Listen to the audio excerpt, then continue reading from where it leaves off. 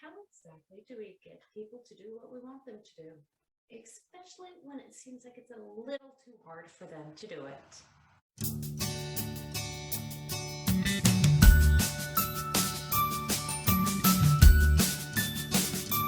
Hello everyone, I'm Janelle in SLP Peep, and today we are going to be talking about a form, a strategy, a way to help people do a really big task and make it simpler. This will make sense in a moment. For the month of June, we're going to be talking about strategies that SLPs use for little kids and big kids to help them go to the next step, next stage, next level of what they are targeting. Now, these strategies are not exclusively for SLPs, speech language pathologists. There are occupational therapists, physical therapists, teachers even use these as well. The most important thing about these strategies is tailoring them to the client or to the child. This is just a strategy that has a formal name, and some people may not think about using this because they're not familiar with it or because they completely forgot about it. The strategy I'm talking about today is chaining. Yeah, sounds weird, doesn't it? Chaining. I swear we are going to treat everyone safe here. We're not actually going to put physical chains on people, but we're linking things together. Do you see the visualization there? Visualization and association strategies will be a different video. Don't worry, we'll get there, just not today. Now there's forward chaining, backwards chaining, and what I like to call mixed chaining. That's just a lot of chainings in one sentence. I'm sorry about that. Best way to think about what chaining is think of a process, a system, something that has multiple steps to it. One easy example is washing your hands. Turn on water, wash your hands, get soap on your hands, wash for 30 to 20 seconds, rinse your hands off in the water, dry your hands off, preferably with a paper towel if you're in public, and turn off the water with the paper towel. That's a lot of steps.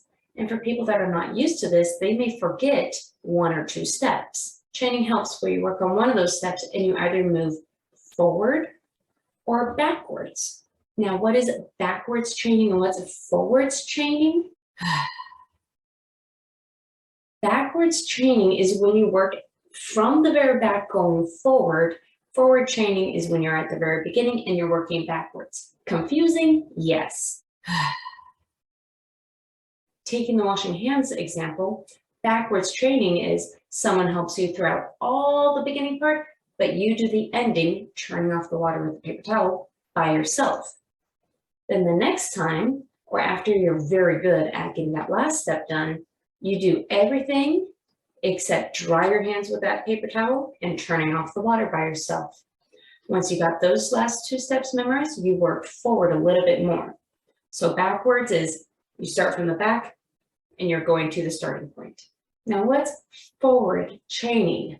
If you said do the opposite, you are correct. Where the person that is learning does the very first step, they get hope throughout the rest. Once they memorize the first step, then they do the first and second step. In other words, turn on the water, get your hands wet, and then they get help for the rest. And this goes on until you memorize all of the steps of washing your hands. Now, how does this relate for speech language pathology? I mean, washing your hands, that's kind of like an occupational therapy kind of goal now, isn't it? Let's do the example of cat.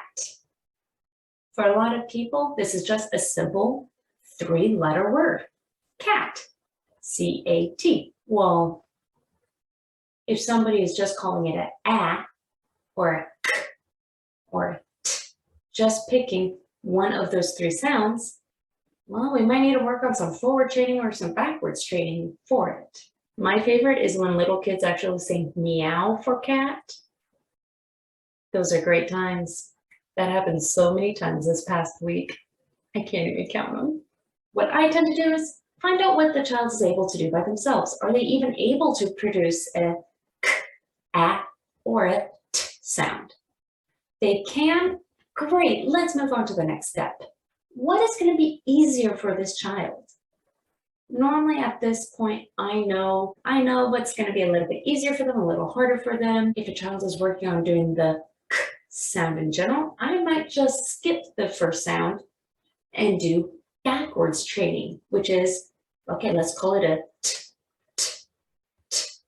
Great, you're doing a good job with t. Let's do at. Man, I can bob my head so much on this one. And then eventually get the k, at, cat. I tend to go pretty slow when it comes to the training because I want to make sure they're able to produce all the sounds together correctly.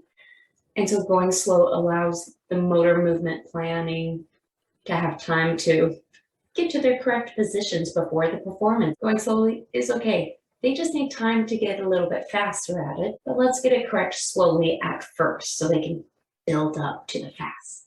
So chaining does not have to be just in the sound level. It can be for the syllables, blanket. It can even be for words to create a sentence. I want blanket. We can even do the full sentence, which is I want blanket. Now, I did mention a third type of chaining. I call it mixed chaining.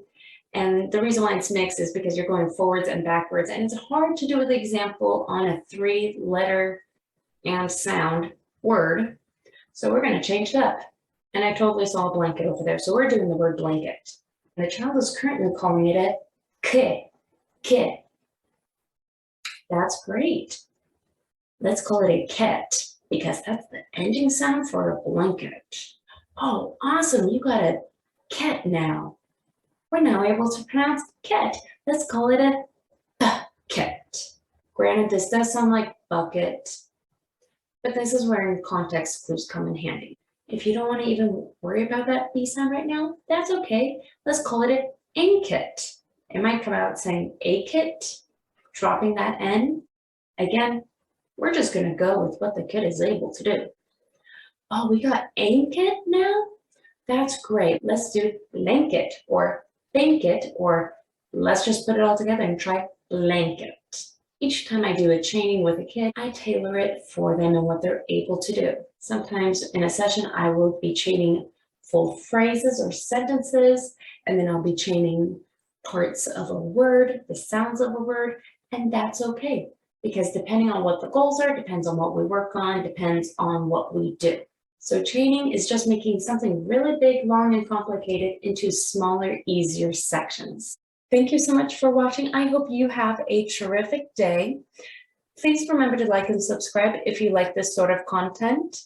And for the question of the day, have you ever had to do chaining for yourself? I know personally I have had to do chaining for a lot of different things.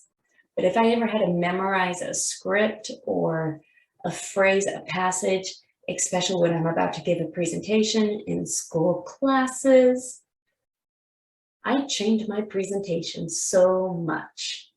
Please leave your answers down below. I hope you have a terrific day and see you next time.